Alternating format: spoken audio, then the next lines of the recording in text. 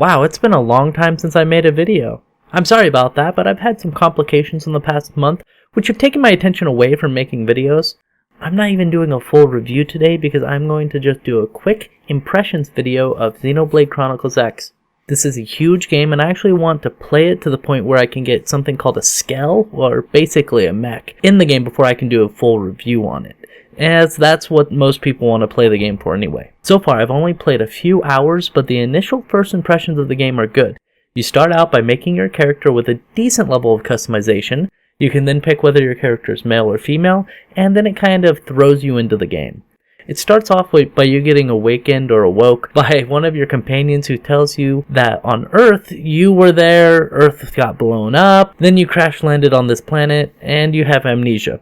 After a bit of basic instructions on how to move around and jump, you then get to go into the base, which has been settled on by this new planet. This is the part that I really like. They start you out by taking you into this huge open area for you to run around in. You get to pick which way you want to go and fight enemies that may be way out of your league. This was a bit different than a lot of other RPGs which came out in recent memory in the last few years.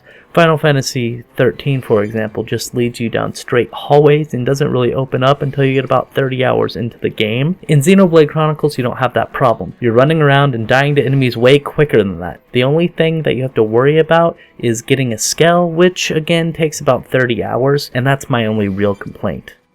I think that the skells look awesome. You basically get to walk around in some power armor and fight giant monsters. Before you get the skell, they are pretty much impossible to defeat the giant overwhelming monsters, not the little ones. As I stated earlier, I haven't got to the point where I can get a skell yet, but they do make mention of it, that you have to be a certain level to be able to get a skell. Once you get a skell, then you're able to fight those giant monsters, and you'll see them on the screen right there.